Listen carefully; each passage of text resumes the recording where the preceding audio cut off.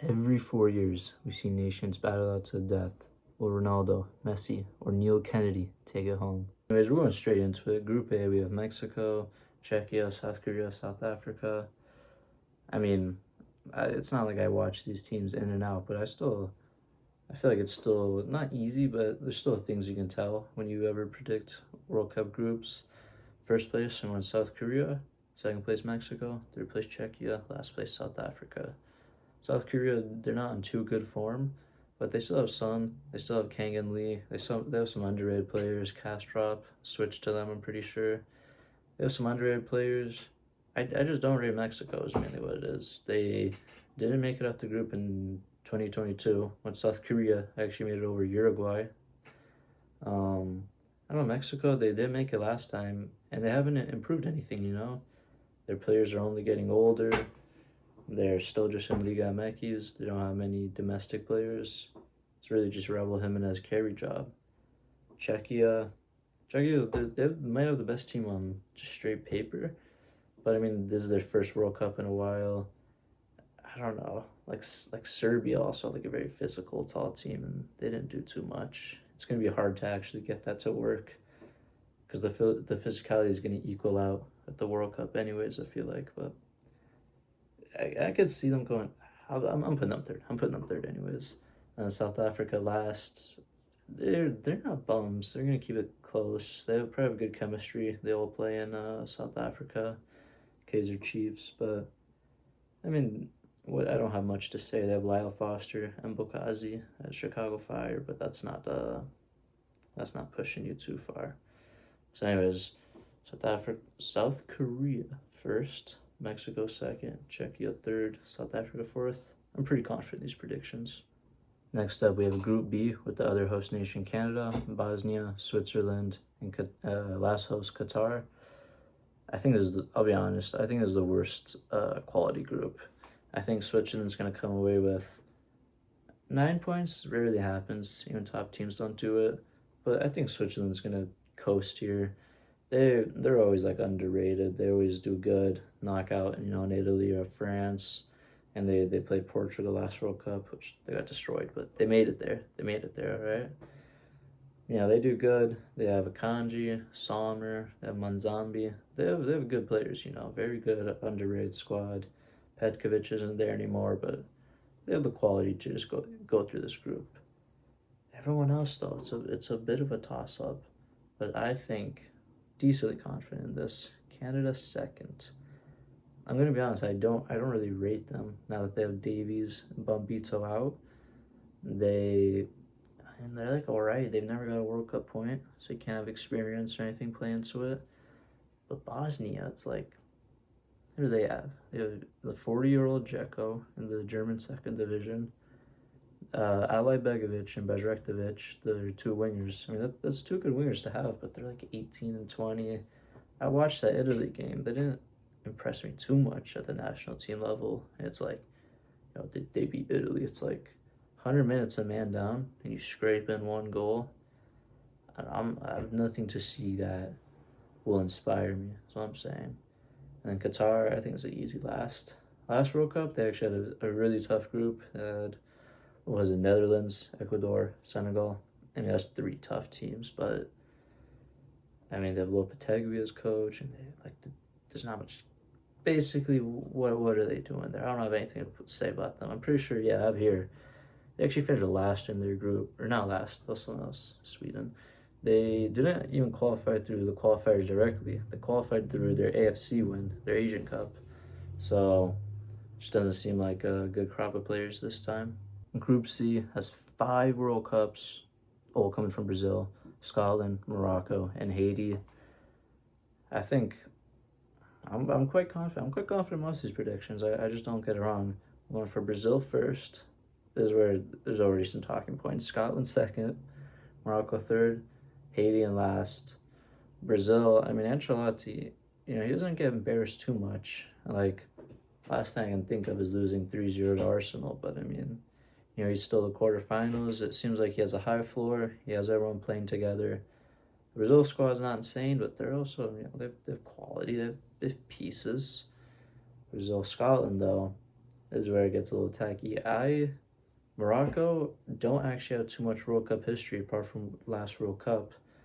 Morocco is, they had their moment. I think it can only go downhill from here. They also fired their coach Rejraoui, that's how you pronounce it, who was extremely rigid to play a 4-5-1 AFCON. They made the final. They scored tons and tons of corner goals. I think you fire someone as rigid and tournament style like that right before the tournament can only cause trouble.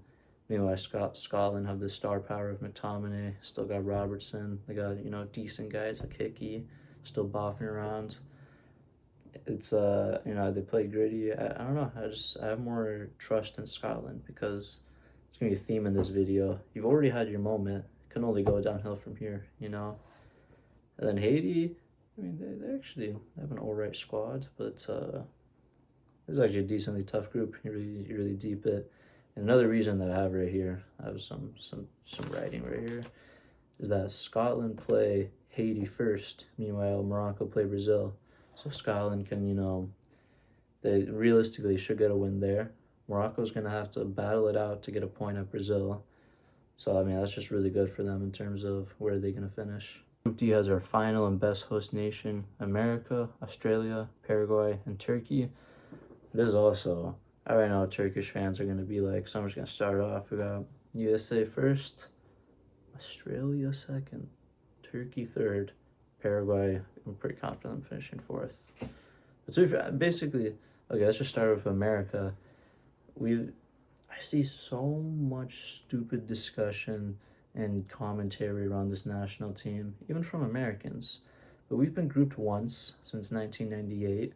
Meanwhile, these other countries, like I guess Australia makes it, but they don't do too much. Turkey barely makes it. Paraguay is alright. And this is our best crop of players. We only need like one more center back for it to be like really good, but basically the best crop of players. We have a world-class coach in Poch who has experience, who's intense. I saw good stuff from that Germany friendly. We beat Senegal, we're the AFCON winners. Even though you shouldn't take too much stock in friendlies, but I'm just saying, there's a good vibe around. Australia, they actually, last World Cup, they really impressed me. They made it out the group with France, Tunisia, and Denmark. So they finished above Denmark. They kept it close with Argentina. They actually had a chance to tie it up last minute, but I forgot, someone missed it. So they kept it close with Argentina. They've got out of a harder group. Denmark was pretty good back then. People were really rating them. People even predict them to go above France. Some people, not me, but some people. So I'm putting them second for that gritty. They're gonna. Australia is usually above expectations. Turkey is usually below them. People talk about the Euro performance, but they beat Georgia off a last-minute goal. It was 2-1, but Georgia could have tied it up at any time in that game. They beat Czechia, last-minute goal. It's very circumstantial how they leave the group. And then they play Austria, who I really like. But it was also like a game could have gone either way. That crazy say that everyone talks about. I'm just not convinced. I mean, they used all their power and effort and a bit of luck to just scrape by Georgia, Czechia, and Austria. I don't trust them. And then lastly, Paraguay. I mean, they actually have some alright players with Alderete and Ciso, but Ciso's out injured, so I mean they don't have too much attacking quality. I think it's just a fourth place for them. Group E, I would actually say a really good group, especially for this type of World Cup where there's more teams and everything. We have Germany, Curacao, Ecuador, Ivory Coast. 3 solid teams, and I'll just get straight into it. I have Germany first. This was a really hard group to predict, and it could really go any way. A big reasoning is because I think they just have more possibilities to win because they just have a solid team, well-rounded. Meanwhile, Ecuador have one of the best defenses in the world with Pacho, Caicedo, Ordonez, and Capillet. I have here, do I still? It was something like they've conceded 8 goals in 20 games. So, I mean, you'd think they'd be like top of the world, top of their qualifying, but it's just that they've washed Valencia up top. I mean, they just don't have that attack. So, I think they have less possibilities of winning every game. They tied a lot in World Cup qualifying. And then Ivory Coast, actually a very good team. They have the Diomande brothers, Seko Fofana, a couple other players. They have Doué, his little brother, who actually like pockets him every time I've seen. I have Ecuador second, Ivory Coast third, but I mean this group could flip flop. And I think a big part of why I put Germany first is because they play Curacao first, so they can just get a good rhythm. They don't have to empty out the gas tank too much. Meanwhile, Ecuador, Ivory Coast, that first game is going to decide everything. But if Ecuador's defensive style, I don't think they're going to lose. But Germany could be probably will beat Ivory Coast. So it's like you've got 1 point going. This group could go anyway, basically. But anyways, I have Germany first, Ecuador second, Ivory Coast third, Curacao fourth. Curacao, they're actually. I'm sorry, I don't have much to say. Group F, one of the most interesting groups, just by where they are in the world and everything. We have Japan, Netherlands, Sweden, Tunisia. This could be, I'm not sure, I feel like everyone's saying their dark horse. I'm putting Japan first, just for the mere fact that these guys somehow always win the most unimportant games, or like important until a point. Last World Cup, they beat Spain and Germany, lose to Costa Rica. But then they finish first. They play, I don't know if they finished first. Basically, they play Croatia. They lose on penalties. Croatia's respectable, but beat Spain and Germany, lose to Croatia. Interesting. In 2018, they're 2-0 up on Belgium, 45 to go. It's in their hands. They lost 3-2. They lose 3-2. 2010, they got out of a group by beating Denmark. They kept it close to Netherlands. They go to round of 16. Who did they lose to? Paraguay. It's like these guys are, and they win all these friendlies. They come back on Brazil. They beat Netherlands. These guys are good, but it just feels like when it's the next stage, they can't do it. But anyway, this is the first stage. So we're putting Japan 1, Netherlands 2. I think it's a bit of a dry generation. They still got Coleman up there, Or not still, but he's back. It's like, they don't have too much.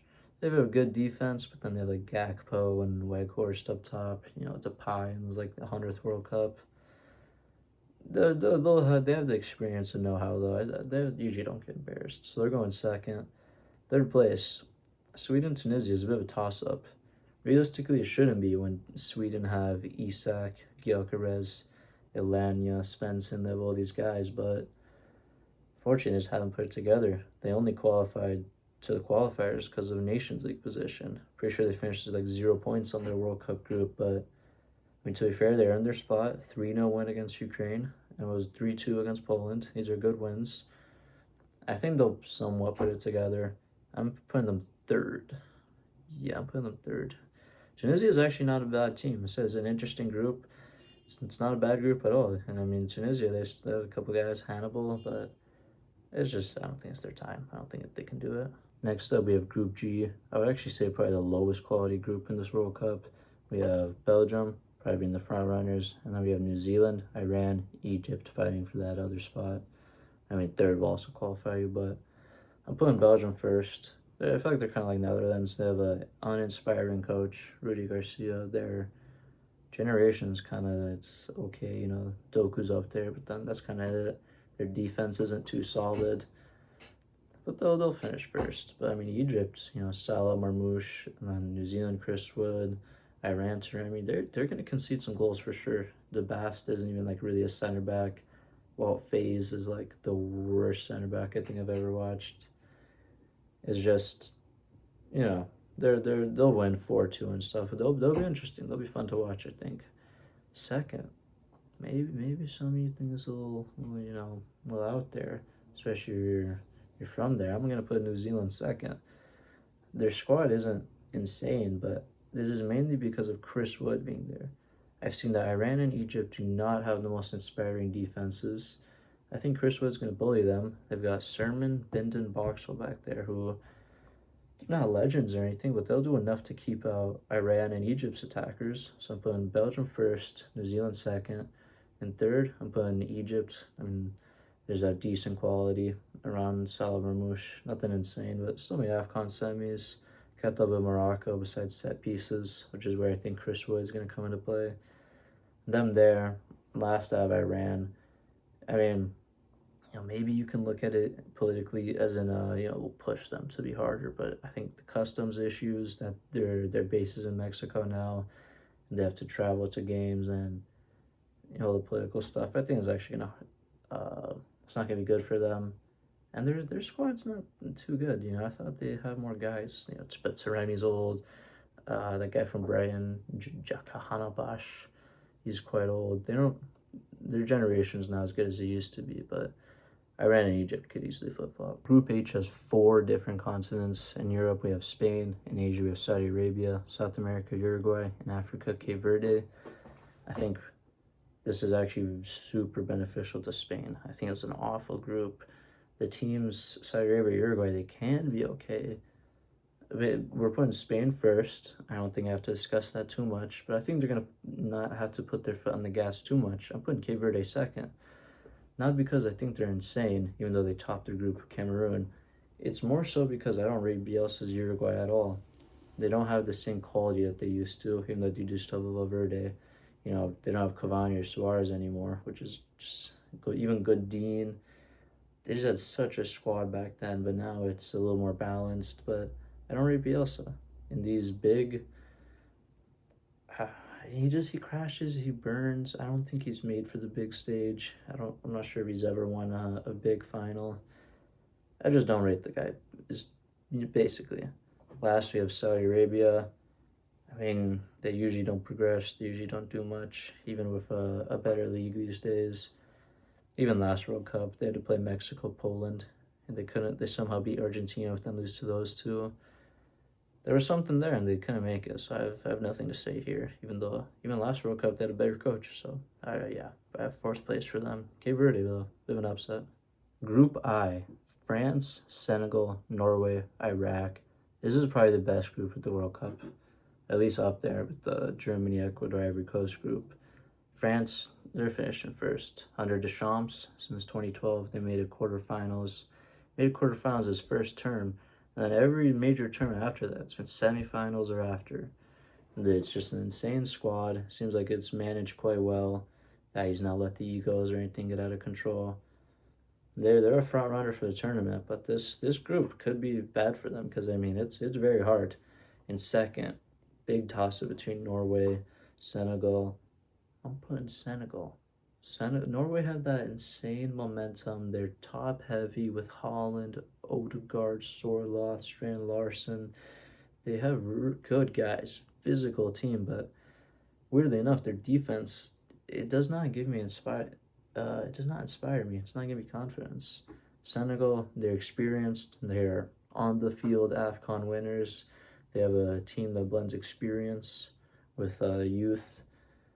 They've done it. They've been there. They're usually pretty good. They're one of the maybe the best African team in my lifetime. It feels like they're always putting a good showing of themselves. They're winning AFCONs. They're doing good. Lastly, we have Iraq.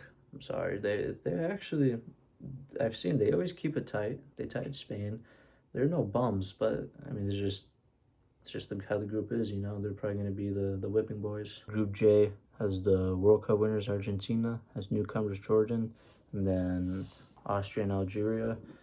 This might be the worst or best take of the video. I'm actually putting Austria number 1.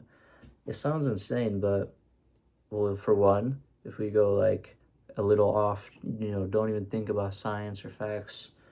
They've already won the World Cup. They don't have that same hunger. The fact that the World Cup curse is a thing, that Spain finished last in their group and Germany did too and France did too, that this does happen. The fact that they're starting 1,000-year-old Paredes, Tagliafico, Otamendi, Licha and Romero are so iffy. Their fullbacks are okay. Last World Cup, I think they deserve to win those games, but still, they got taken to penalties by Netherlands, by France. They absolutely farted past Australia, a last-minute chance for Australia to go through, or to tie it, and they didn't take it. They have the know-how, they have the experience, they have the coach. They're going to finish second. They're not getting grouped or nothing, especially in this group.